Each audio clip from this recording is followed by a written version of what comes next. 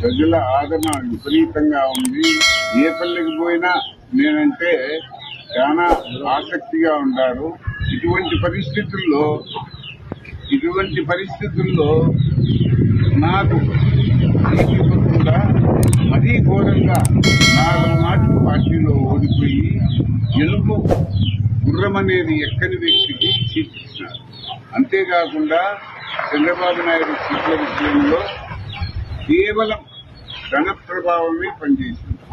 20 కోట్లు 30 కోట్లు పార్టీకి చందాలు ఇచ్చిన వాళ్ళను, తర్వాత నియోజకవర్గంలో ఆర్థిక భారం అంతా మేమే మోస్తాం, మాకు సీట్లు ఇవ్వని వాళ్లకు ఏదో ఎస్సీ ఎస్టీలకు తప్ప అంతో ఇంతో పార్టీ ఆర్థిక సహాయం. ఈ సీట్ల పంపిణీ ద్వారా చంద్రబాబు నాయుడు చాలా పెద్ద మొత్తంలో పార్టీకి డబ్బు వెనకేస్తుంది. ఇందువల్ల చంద్రబాబు నాయుడు రేపు జరిగిపోయే ఎలక్షన్స్ లో ఫలితాలను ఆశించలే, కేవలం డబ్బునే ఆశించినాడు. దీనివల్ల కడప జిల్లాలో ఒక్క సీటు కూడా పోయిన తోటి 2019లో 10కి 10 వైసీపీ పోయినాయి. ఇప్పుడు ఒక గాలి ఉంది. అయితే చంద్రబాబు నాయుడు చేసిన చేష్టల వల్ల ఆ గాలి కొట్టుకొని పోయింది.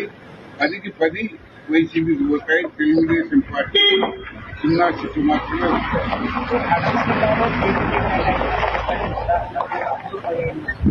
అన్ని డబ్బులు కమ్మడిపోయామని చెప్పింది. కానీ అస్తవ్యస్తంగా ఇచ్చినాడు. సీట్లు అనేది పార్టీలో సభ్యత్వం లేని వాళ్లకు, సంబంధం లేని వాళ్లకు కొందరికి.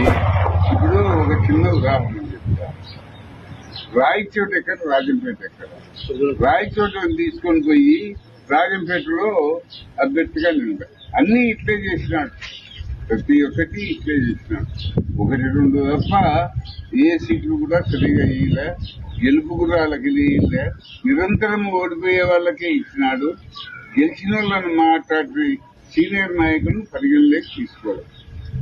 కడప జిల్లాలో అంటే మీరు ఇప్పుడు అసంతృప్తిగా ఉన్నారు. కమలాపురం అసంతృప్తి నేతగా మీరు అంటే మీ ప్రయాణం మీ నిర్ణయాన్ని టీడీపీలో కొనసాగుతున్నారా లేదా వైసీపీ వైపు పోయే ప్రయాణం? టీడీపీలో కొనసాగే ప్రసక్తే లేదు. భవిష్యత్ కార్యాచరణ ఏమి, ఎట్లా చేయాలి అనేది నాయకులతోనూ, నా సానుభూతి పరులతోనూ, నా అనుయాయులతోనూ మాట్లాడి ఒక నిర్ణయం తొందరగా తీసుకుంటాం. టీడీపీలో ఆత్మాభిమానం ఉండే వ్యక్తిగా నేను టీడీపీలో కొనసాగను. మీకు ఇంకొక విషయం చెప్పాలి. టీడీపీ టికెట్ కేటాయించిన అభ్యర్థి మా సొంత ఊరికి ప్రచారానికి పోతున్నారు. నేను టీడీపీలోనే కొనసాగాల, టీడీపీలోనే ఉందాంలే, తెలుగుదేశం గవర్నమెంట్ వస్తుంది, ఎందుకు మనం రాంగ్ స్టెప్ వేయాలనుకుంది. ఆ టీడీపీ టికెట్ కేటాయించిన అభ్యర్థి మా సొంత ఊరికి పోతా నేను పార్టీలో ఉండాననే విషయం కూడా పరిగణలోకి తీసుకోకుండా, నాకు కొన్ని ఓట్లున్నాయి అనేది ఆలోచించకుండా, నియోజకవర్గంలో పలుకుబడి ఉంది అనేది కూడా లెక్క చేయకుండా మా ఊర్లోనే నాకు తెలియకుండా పోయి ప్రచారం చేసింది. ఈ పరిస్థితుల్లో ఆత్మాభిమానం గల వ్యక్తిగా పార్టీలో కొనసాగడం కష్టం. ఎటువంటి నిర్ణయం తీసుకోవాలని 2-3 రోజులు చెప్పేస్తాను. ఉన్నటువంటి అసంతృప్తి నేతగా మాత్రం పార్టీలో కొనసాగే ప్రసక్తి అయితే లేదని చంద్రబాబు నాయుడు చాలా సీట్ల మాత్రం డబ్బుల కోసమే, డబ్బు ఉన్న వారికి మాత్రమే సీట్లు కేటాయించారు. ఇక్కడ తమను పూర్తిగా అవమానించాడు. సీనియర్ అనేటువంటి తమను అవమానించి డబ్బున్న వాళ్ళకి టికెట్లు కేటాయించడం వల్ల ఈ పార్టీలో మేము కొనసాగే ప్రసక్తి లేదని కూడా ఆయన అంటున్నాడు. కెమెరామెన్ చాంద్తో రమేష్, ఎన్టీవీ, కడప.